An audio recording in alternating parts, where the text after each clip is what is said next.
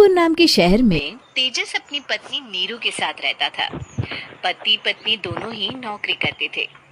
एक दिन तेजस गांव अपनी माँ के पास फोन करता है। हेलो, प्रणाम माँ। जीते रहो माँ, तुम दादी बनने वाली हो। अरे वाह, ठीक है बेटा, मैं कल ही आती हूँ। जब माँ जी शहर पहुंची तो बेटे बहू ने बहुत अच्छे से स्वागत किया। लीजिए माँ जी चाय। अरे गर्मा गर्म पकोड़े ले आओ माँ के लिए। नीरू रसोई में गई और 2 मिनट में ही पकोड़े ले आई। जी ये लीजिए। बहू जादू से बनाए हैं क्या? अभी तो रसोई में गई थी। यम्मी। माँ जी, शीला रसोई में पकोड़े तल रही है, मैं बस लेकर आई। हे भगवान, मेरा धर्म भ्रष्ट कर दिया तूने। अब तो गंगा जल से शुद्धिकरण करना होगा। दूसरे दिन माँ जी, मैंने नाश्ता बना दिया है, ऑफिस जा रही हूँ। पर अभी तो घर का सारा काम पड़ा है। शीला आती ही होगी, झाड़ू पोछा बर्तन कपड़े वो सब कर लेगी। हमारे जमाने में घर का सारा काम हम ही करते थे। जी माँ जी, आप बहुत होशियार हैं, मैं घर ऑफिस दोनों नहीं संभाल पाती। तो जरूरत क्या है घर से बाहर जाकर चाकरी करने की? वैसे भी घर का काम खुद करने से घर में बरकत आती है, समझी? पर माँ जी, पर वर कुछ नहीं, इस महीने की पगार मिले फिर ऑफिस बंद है। हाँ। रात को नीरू तेजस से कहती है, सुनिए जी, माँ जी बोल रही थी कि मैं नौकरी छोड़ दूं। वैसे ठीक ही तो है, अभी तुम्हें आराम की जरूरत है। फिर भी आराम कहाँ, शीला को छुड़ाने के लिए बोल रही थी।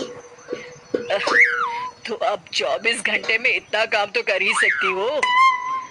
पर जॉब पसंद है मुझे, घर पर मन नहीं लगेगा। अगले दिन जब दोनों ऑफिस के लिए निकल रहे थे, मेरी तो कोई कीमत ही नहीं है इस घर में।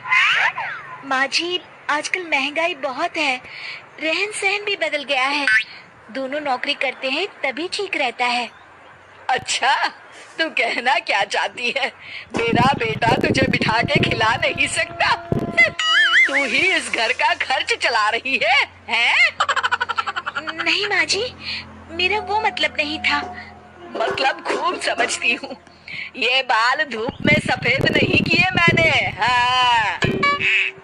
अब तो ये रोज का काम हो गया था। एक दिन उसने कहा, नीरू, वैसे भी तुम्हें मैटरनिटी लीव मिलने वाली है, तो अभी से ही छुट्टी ले लो।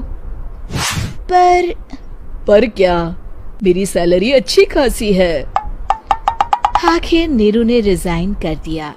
जब बच्चा हुआ तो घर में सब बहुत खुश हुए।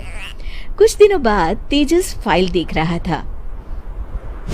क्या हुआ तेजस, कुछ परेशान लग रहे हो? अब हाँ, वो हमारी जितनी सेविंग्स थी वो तो हॉस्पिटल में और छठी के फंक्शन में खत्म हो गई है नीरू।